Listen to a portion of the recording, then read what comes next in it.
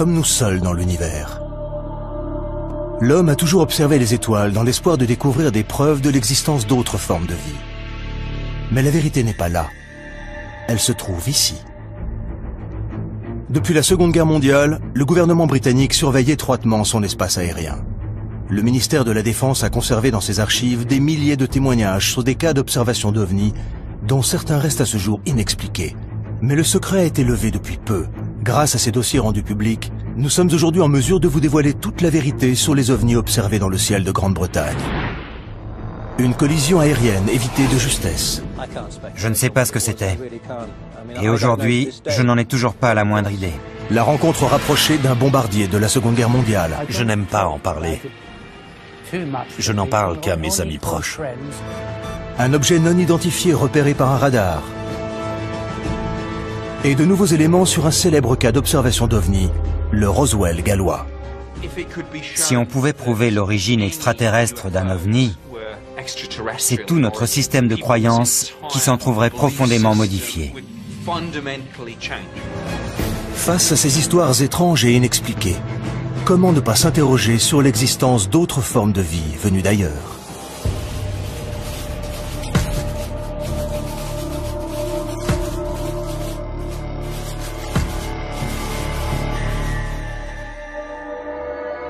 Parmi les questions les plus fréquemment posées sur Internet, 3 mots viennent en tête. Et les 2 premiers n'ont rien de surprenant. S'ils exercent un véritable pouvoir de fascination dans l'imaginaire collectif, les ovnis sont aussi les seuls de tous nos mythes du XXe siècle à avoir fait l'objet d'enquêtes, de surveillance et de manœuvres de dissimulation de la part du gouvernement. Nick Pope, qui a longtemps travaillé pour le ministère de la Défense britannique, en sait quelque chose.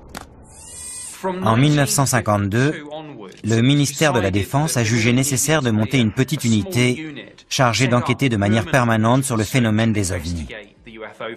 Il existait donc bien, des années 50 aux années 2009, une petite division au sein du ministère de la Défense, le projet OVNI, chargé d'élucider les cas d'observation d'OVNI. En charge du service OVNI dans les années 90, Nick Pope a contribué à augmenter le nombre très impressionnant de dossiers que le ministère avait accumulés au fil du temps. Depuis l'ouverture de ces archives, la parole s'est libérée. Des témoins clés donnent désormais leur version des faits. Et les ufologues, sceptiques ou convaincus, sont de plus en plus nombreux à s'interroger sur ce que le ministère de la Défense a tant cherché à garder secret. C'est grâce au travail de persuasion du journaliste David Clarke que le ministère de la Défense a fini par accepter de rendre ces dossiers publics. On se rend compte en parcourant ces dossiers que rien que chez nous, au Royaume-Uni, les phénomènes étranges observés dans le ciel se comptent par milliers. Il y a des choses dans le ciel que les gens sont incapables d'identifier, et ça n'a rien de nouveau.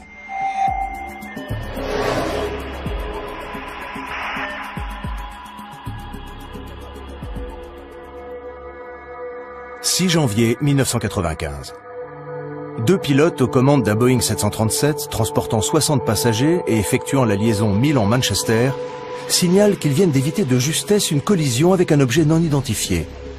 Un incident qui déstabilise les autorités britanniques.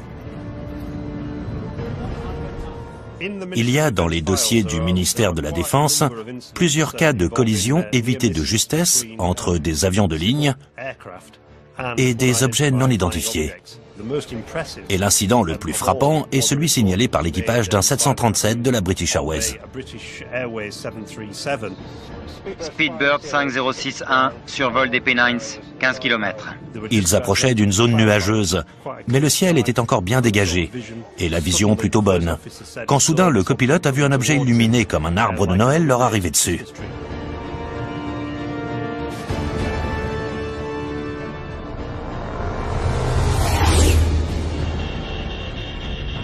Qu'est-ce que... L'objet est passé tellement près qu'il s'est instinctivement baissé.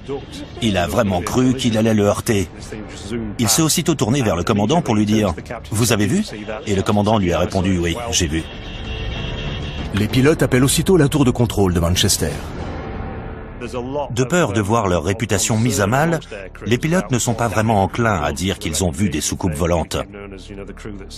Et ce qui est intéressant dans cette affaire, c'est que les deux pilotes ont pris l'initiative de faire un rapport officiel sur la collision qu'ils venaient d'éviter dès leur arrivée à l'aéroport, pour que l'aviation civile fasse une enquête sur ce qui avait bien pu se produire.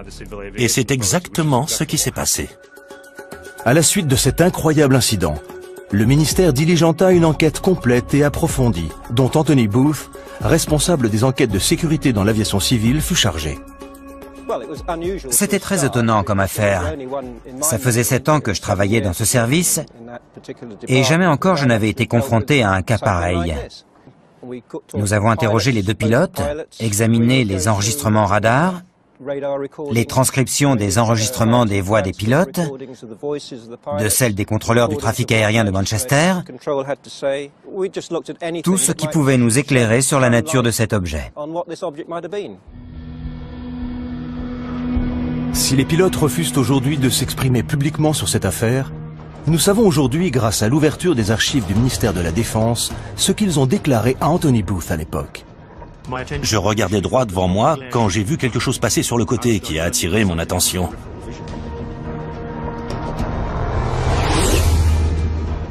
L'objet était couvert de petites lumières blanches, un peu comme un sapin de Noël. Il allait très vite, et bien que sa distance ait été difficile à estimer, il semblait très proche. Il existe une transcription des propos échangés entre le commandant du 737 et la tour de contrôle. Manchester Speedbird 5061. Nous venons de voir quelque chose passer juste au-dessus de nous, côté droit. Et Manchester a aussitôt répondu « On n'a rien sur les écrans radars ». Un appareil? Il avait des feux en tout cas. Il est passé très vite à droite.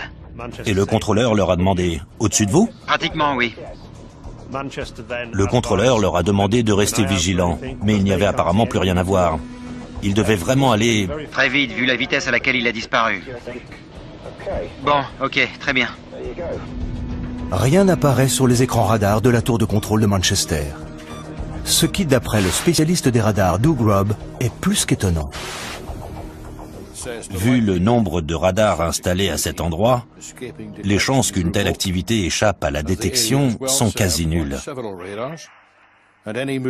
Tout mouvement de cet ordre aurait dû déclencher une réponse radar, et ils n'ont rien détecté. Comment l'objet a-t-il pu échapper à la surveillance des radars? Les dossiers du ministère de la Défense montrent que pilotes et enquêteurs ont pourtant tout envisagé. Un deltaplane? De nuit, ce serait suicidaire. Un radar normal ne peut pas détecter un deltaplane. Une comète? Non, je pense pas. Un radar pourrait détecter un météore au moment de sa rentrée atmosphérique s'il était précisément orienté dans sa direction. Et ça aurait pu être le cas pour ce fragment qui a failli les percuter. Un avion militaire? Possible, mais ça n'y ressemblait pas. Et on est tout près d'un aéroport. Il aurait dû apparaître sur les écrans radars. Un avion espion? J'en doute. Ça y ressemblait pas. Un avion furtif n'est pas détectable par des radars normaux. Ce sont des avions top secrets qui volent à l'abri des regards et qui ne s'approchent évidemment pas des avions de ligne. Un ovni? C'est malin. Je sais pas. Ils ne mentent pas. Ils ont vécu quelque chose de totalement déconcertant qu'ils n'arrivent pas à expliquer. Les dossiers montrent que la piste militaire a été sérieusement envisagée par les enquêteurs. Mais aucun document de source officielle n'a permis d'accréditer cette thèse. Un vol militaire aussi près d'un aéroport international important semble plus qu'improbable. De quel objet pouvait-il donc s'agir? Conservé dans les archives du ministère de la Défense depuis 1995, nous avons découvert les conclusions de l'enquête menée par Anthony Booth. À chaque enquête, nous étions parvenus à une conclusion satisfaisante, une conclusion ferme et définitive, ce qui n'a pas été le cas ici. Nous n'avons pas été en mesure d'établir les causes de l'incident ni d'évaluer les risques. Risque non évaluable, cause non évaluable. Ce n'est pas le genre de conclusion qu'on trouve habituellement dans un rapport officiel. Ça revient à dire, nous n'avons pas la moindre idée de ce que c'était. On ne va jamais nous croire. On va surtout se faire charrier, oui. Le groupe de travail conclut. Il ne fait aucun doute que les pilotes ont vu quelque chose et que l'objet était de taille suffisamment importante pour qu'un rapport sur une collision évitée de justesse soit rédigé. La nature de l'objet n'a malheureusement pu être identifiée. L'hypothèse d'activité extraterrestre est sans doute fascinante, mais cette question n'est pas de notre ressort. Elle devra donc être examinée par les spécialistes de ce domaine. Pour l'ufologue Nick Pope, cette absence de conclusion laisse la porte ouverte à toutes les hypothèses possibles et imaginables. Je trouve ça fou. Objet non identifié ne veut pas forcément dire vaisseau spatial extraterrestre. Mais il est clair que quelqu'un, que ce soit le commandant, le copilote, les enquêteurs de la direction de l'aviation civile ou le ministère de la Défense, il est très clair que quelqu'un, à un moment donné, s'est dit « Effectivement, pourquoi ne pas envisager la piste extraterrestre ?» Je ne sais pas ce que c'était, et je n'en ai toujours pas la moindre idée aujourd'hui. On ne peut pas prétendre tout savoir. Il est possible qu'il y ait des choses que nous ignorons encore aujourd'hui. L'enquête menée sur cette collision évitée de justesse montre à quel point le ministère de la Défense prenait ces phénomènes inexpliqués au sérieux. Le service OVNI a reçu au fil des années de nombreux rapports de pilotes, témoins d'incidents similaires pendant la Seconde Guerre mondiale. Des affaires jugées pour certaines tellement graves que les plus hautes autorités de l'État en furent informées. L'ouverture des archives du ministère de la Défense a permis à de nombreux experts de vérifier ce dont ils se doutaient. Le gouvernement britannique s'intéressait aux cas d'observation d'OVNI dès la Seconde Guerre mondiale. Je n'aime pas en parler. Je n'en parle qu'à mes amis proches ou à ceux qui, comme moi, ont participé à des raids aériens pendant la guerre.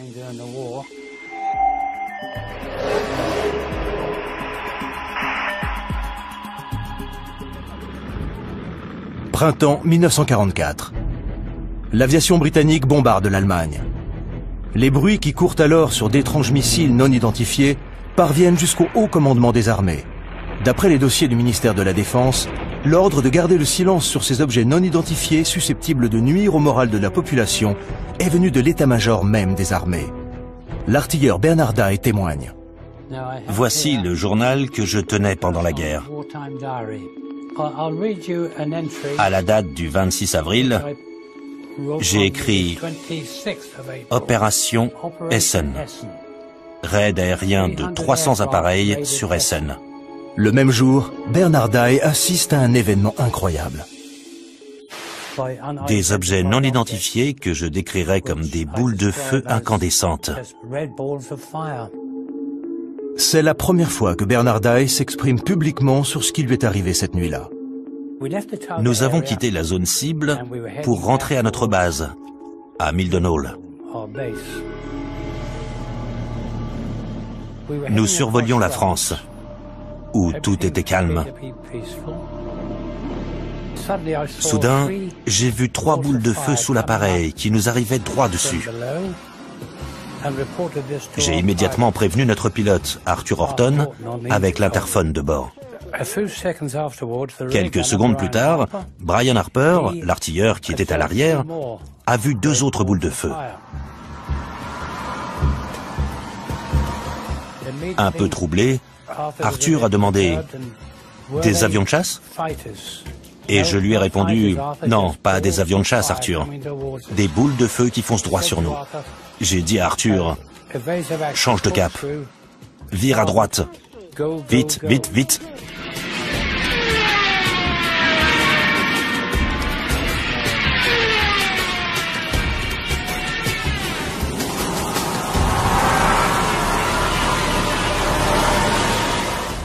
On volait à près de 500 km/h. L'appareil tremblait comme une feuille. Et on n'arrivait toujours pas à les semer.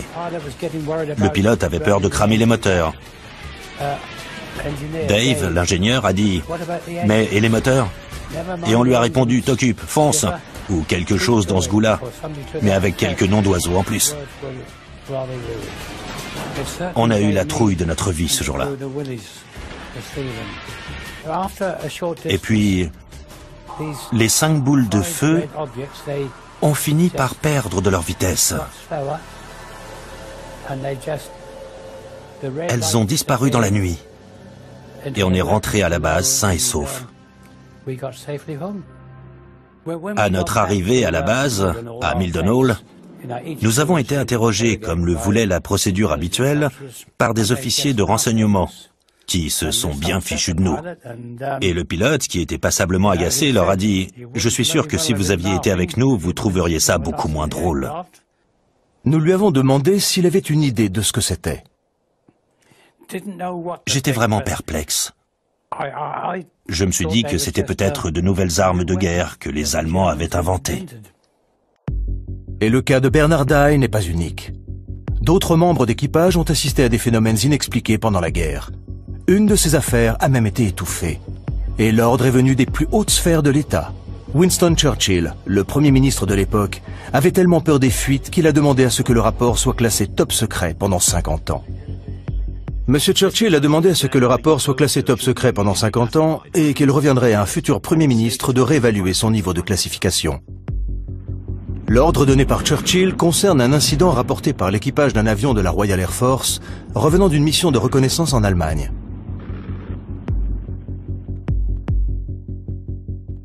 Mon grand-père a assisté à une discussion à propos d'un incident qui était arrivé à l'équipage d'un bombardier de la Royal Air Force. Selon les dossiers du ministère de la Défense, l'histoire a d'abord été rapportée par le petit-fils du garde du corps de Churchill, qui avait assisté à une réunion d'urgence entre le Premier ministre et le général Eisenhower, commandant suprême des forces alliées en Europe, où les deux hommes avaient discuté de l'incident. Il écrivait pour savoir si le ministère pouvait confirmer cette histoire selon laquelle le garde du corps avait assisté à une discussion entre Churchill et Eisenhower à propos d'un mystérieux incident qui était arrivé à l'équipage d'un avion de reconnaissance de la Royal Air Force. Ces hommes disaient avoir vu un objet métallique arriver à leur hauteur, puis les prendre en chasse, en se comportant de manière tellement étrange qu'aucun des membres de l'équipage n'avait pu y reconnaître un appareil de l'aviation allemande ou tout autre aéronef ennemi qu'ils auraient pu connaître.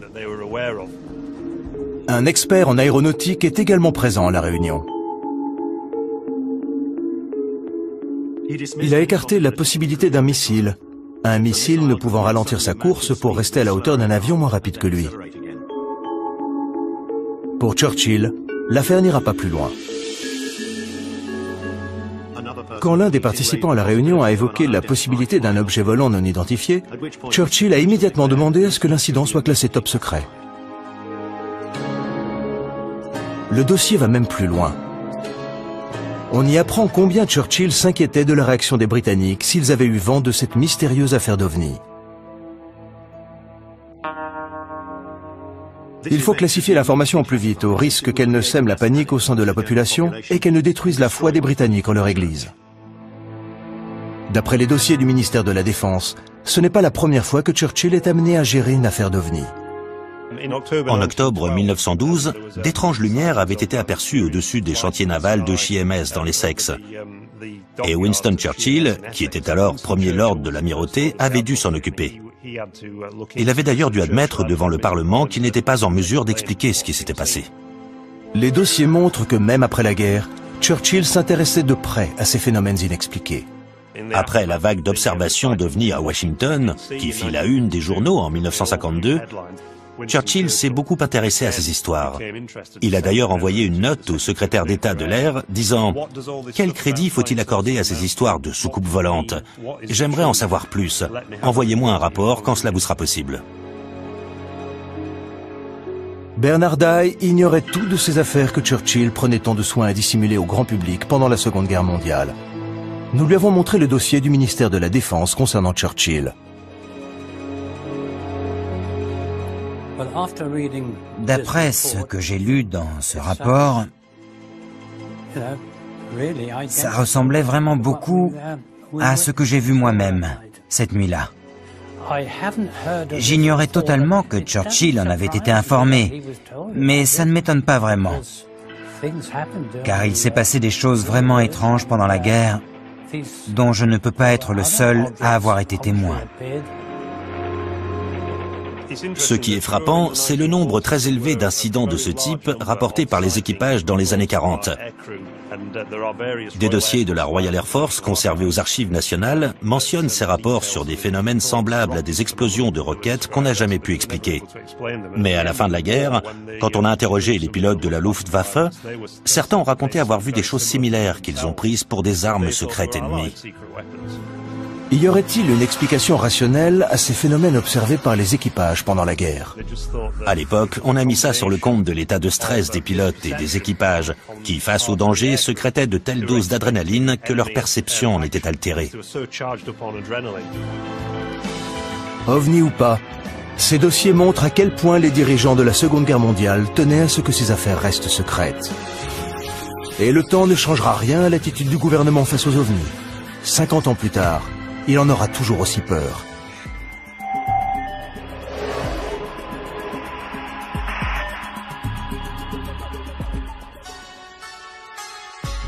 Pitlochry, Écosse. De l'avis de nombreux ufologues, jamais au cours des 20 dernières années, plus grande machination n'avait été montée pour étouffer une affaire d'OVNI. En 1990, des photos d'un objet non identifié survolant une région reculée d'Écosse sont envoyées au ministère de la Défense avant de disparaître mystérieusement. Le journaliste Mark Pilkington a passé de nombreuses années à essayer de les retrouver. Ces photos ont été prises le 4 août 1990 par deux personnes qui disent avoir vu sur la 9, près de Calvin et de Pitlochry, un immense appareil en forme de losange qui est resté en position stationnaire pendant une dizaine de minutes. Ils ont pris 6 photos. L'objet était accompagné par 2 avions que le ministère de la Défense a reconnus par la suite comme étant des avions de chasse. Le photographe, qui n'a jamais été identifié, a envoyé ces 6 photos au Daily Record, un journal écossais. Le journal n'a jamais publié d'article sur cette affaire, mais a envoyé les photos au ministère de la Défense. D'après le dossier, le ministère de la Défense a fait développer les photos qui ont disparu depuis avant de renvoyer les négatifs au journal. Curieusement, le journal n'a jamais publié les photos ni d'articles sur l'affaire et a, selon toute vraisemblance, renvoyé les photos aux 2 hommes dont les noms ont malheureusement disparu du dossier, nous empêchant donc de les interroger. Ce qui fait quand même beaucoup de mystère. Tout ce qui reste dans le dossier, c'est une photocopie des 6 photos, dont les ufologues se sont servis pour faire une maquette. Mais Nick Pope, lui, a eu les photos originales et le dossier entre les mains quand il travaillait au ministère de la Défense. Les photos ont été examinées et par les services de renseignement de la Défense et par le Centre national d'analyse d'images qui ont l'un et l'autre conclu qu'il s'agissait bien d'un objet réel qui faisait entre 25 et 30 mètres de diamètre. J'ai longuement discuté de cette photo avec mon homologue des services de renseignement de la Défense à l'occasion d'une réunion d'information sur les OVNI. Et il était clair que l'objet intéressait la Défense au plus haut point parce qu'il était de toute évidence capable de performances que notre technologie ne nous permettait pas. Le ministère de la Défense est bien décidé à minimiser l'incident. Il y a un document intéressant émanant du service de presse du ministère de la Défense sur la conduite à adopter au cas où ces photos se retrouvaient dans les journaux et qu'on leur posait des questions. On leur demande, entre autres, de dire qu'ils ont bien examiné les photos, mais qu'ils ne sont parvenus à aucune conclusion définitive sur la nature de l'objet. Et si les journalistes se montraient trop pressants, ils devaient répondre que tous les cas d'observation d'OVNI reçus au ministère étaient adressés au service responsable de la défense antiaérienne du Royaume-Uni.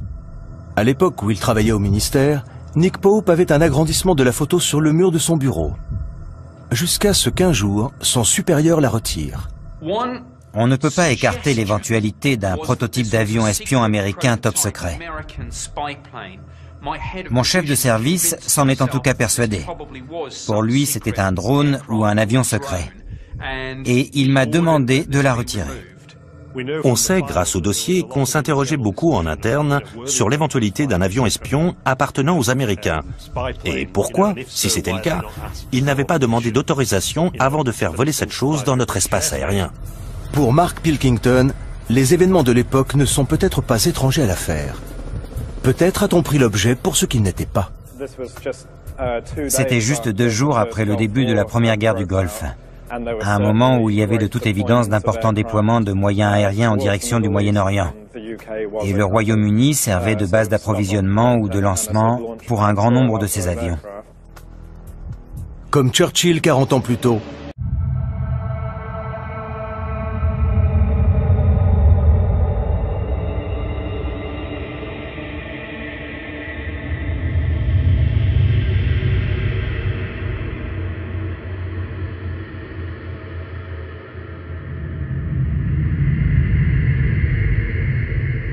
le ministère de la Défense est visiblement inquiet de la réaction de l'opinion publique.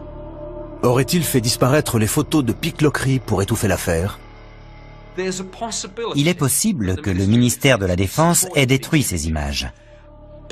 Soit parce qu'il pensait que c'était un avion espion américain, chose qu'on préférait nous cacher de toute évidence, soit parce qu'ils n'avaient effectivement pas la moindre idée de ce que c'était et qu'il aurait été trop embarrassant pour eux d'admettre qu'il y avait dans notre espace aérien des choses bien plus rapides et maniables que nos propres appareils, pour lesquels nous n'avions en plus aucune explication. Reste que toute cette affaire repose, il faut quand même le souligner, sur une image en noir et blanc extrêmement floue qui, pour autant que je sache, pourrait tout aussi bien être l'œuvre d'un enfant de 6 ans. Pilkington est toujours à la recherche des photos originales, dans l'espoir de découvrir ce qui a bien pu mettre la défense britannique à aussi rude épreuve. Non moins de 6 ans plus tard, une autre affaire similaire déclenchera une vaste enquête militaire et remettra en cause la position même du secrétaire d'État à la Défense.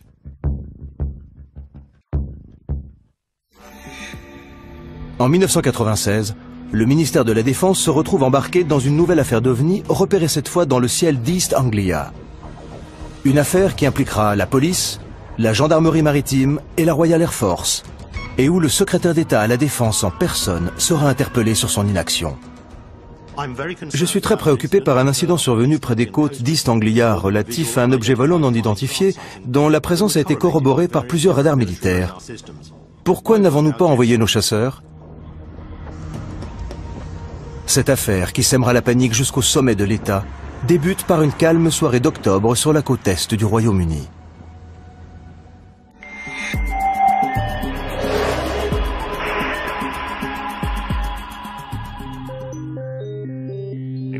L'information est d'abord venue des services de police, comme l'indique l'extrait suivant. La police signale au petit matin d'étranges lumières rouges et vertes tournoyant dans le ciel au sud-est de Skegness. Il semble qu'elles soient très haut dans le ciel, juste au-dessus du Wash. Les agents appellent le commissariat de Skegness pour signaler les lumières. J'ai tout de suite appelé le centre de commandement de Skegness qui a prévenu la gendarmerie maritime de Yarmouth, pensant qu'il s'agissait d'un incident qui s'était produit en mer. Nous avons eu un appel vers 3h15 heure locale de la police de Skegness, qui nous signalait la présence de cette lumière au sud-est de la ville.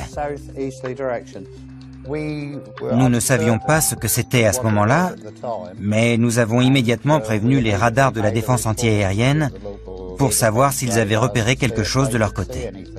L'appel passe par la base de Neatishead, le centre de défense antiaérien le plus important du sud de l'Angleterre. Le radar de Claxby signale un écho à 2,1 degrés. Un radar a détecté la présence d'un objet qu'ils n'ont pas identifié, mais qui n'était pas un avion.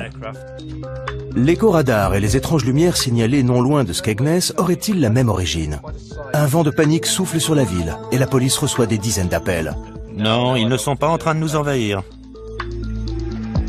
Un appel est lancé à tous les navires pour savoir si les lumières sont visibles depuis la mer. Un tanker répond. Conocost à Yarmouth, signalons un groupe de lumières au-dessus de l'estuaire. Le navire qui a appelé, le Conocost, se trouvait dans cette zone, tout près. À 3h50, l'agent Leyland monte sur le toit du commissariat de Skegness et filme les lumières pendant 5 minutes. Il n'y en a désormais plus qu'une, de couleur blanche et en position stationnaire. Dans les milieux ufologues, la nouvelle se répand comme une traînée de poudre. Il y a eu des fuites, et la transcription des propos échangés entre la gendarmerie maritime, la police et le chalutier s'est retrouvée sur le bureau d'un journaliste. L'affaire a soudain pris de telles proportions qu'elle est arrivée aux oreilles d'un député de la région. L'affaire prend une telle ampleur que le député travailliste local, Martin Redmond, s'en mêle et interpelle les pouvoirs publics. Martin Redmond disait « On a des policiers qui voient des ovnis, des officiers de la Royal Air Force qui les suivent sur leur radar, et on n'est pas fichu d'envoyer un avion sur place pour voir ce qui se passe. » Voici une copie de la lettre envoyée par Martin Redmond au secrétaire d'État à la Défense Michael Portillo, dans laquelle il dit « Je suis très préoccupé par un incident survenu près des côtes d'East Anglia, relatif à un objet volant non identifié, dont la présence a été corroborée par plusieurs radars militaires. Si j'aimerais évidemment savoir ce que c'était, ce qui me préoccupe le plus, c'est la pagaille que cet incident semble avoir semée. Il met directement en cause le ministre de la Défense. Pourquoi n'avez-vous rien fait? Que faisait la Royal Air Force? Ce que la Royal Air Force n'a évidemment pas du tout apprécié. La lettre provoque un véritable scandale. Le ministère de la Défense va même jusqu'à diligenter une enquête pour savoir pourquoi la Royal Air Force n'a rien fait. Doug Robb était responsable des opérations ce soir-là, et les conclusions de l'enquête du ministère de la Défense que nous lui avons montrées ne l'ont guère surpris. Cette carte indique l'emplacement des radars autour de Boston cette nuit-là.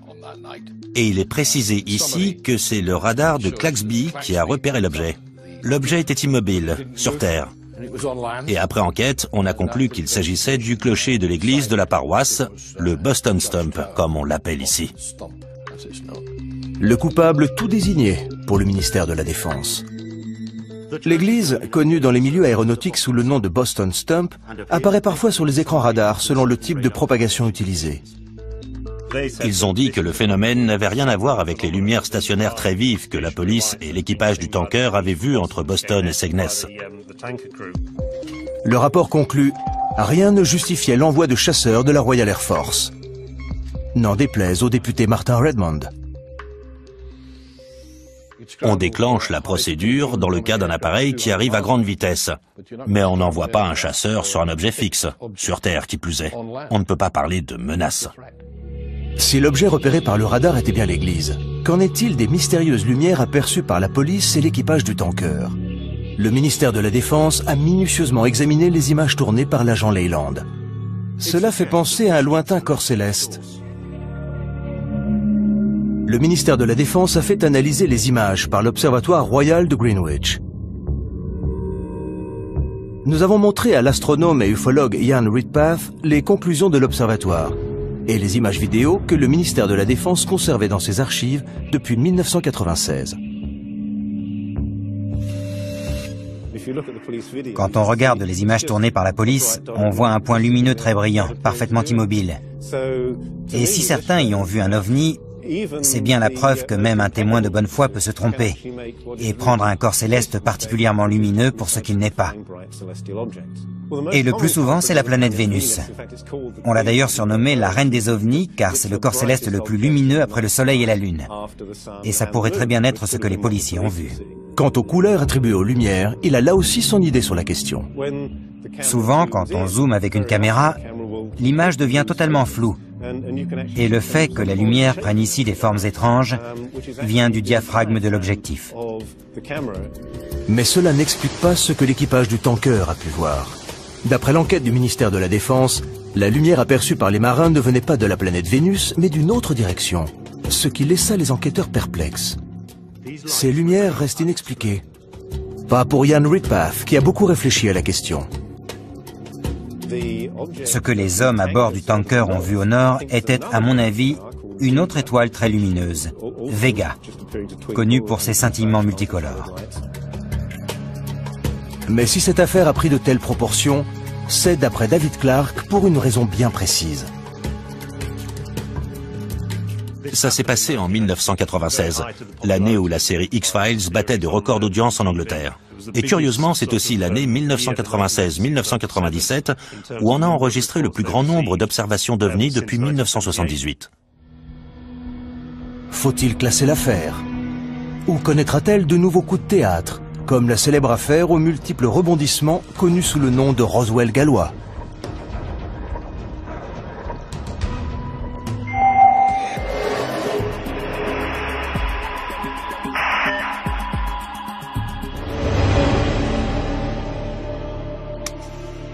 1974, au nord du Pays de Galles.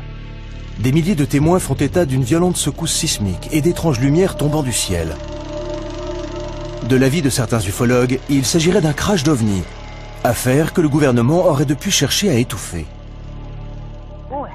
Il y a eu une terrible explosion et une violente secousse qui a fait trembler toute la maison. J'ai eu l'impression que ça passait juste au-dessus de nous. J'ai cru que la maison allait s'effondrer. J'ai vu des lumières tomber du ciel là-bas, au-dessus des montagnes. 24 janvier 1974 à 21h50, heure GMT. 5 corps incandescents sont aperçus dans le ciel. De nouvelles révélations viennent de remettre l'affaire sur le devant de la scène. Désigné comme le principal témoin de l'incident de Berwyn, Hugh Lloyd, fils d'agriculteur, avait 14 ans au moment des faits. Il était 20h30 quand Hugh et son père ont senti la violente secousse qui fit trembler toute la maison. Près de 40 ans plus tard, Hugh se souvient de ce jour comme si c'était hier. Il y a d'abord eu un bruit sourd, et tout de suite après, la maison s'est mise à trembler violemment. La lumière a vacillé et l'image de la télévision a disparu. Il n'y avait plus que de la neige sur l'écran. On était mort de trouille et on n'avait pas la moindre idée de ce qui se passait. Enoch a dit, il a dû y avoir une explosion, et le téléphone s'est mis à sonner. C'étaient les voisins qui voulaient savoir si on avait ressenti la même chose. Et puis une vingtaine de minutes plus tard, quelqu'un a frappé à la porte. Bonsoir. Bonsoir. C'était un agent de police. Il nous a dit qu'on leur avait signalé un accident aérien du côté de Berwyn et qu'il avait besoin de notre Land Rover pour s'y rendre. Comme je n'avais que 14 ans, j'ai dit à Enoch, il vaut mieux que ce soit toi qui conduise.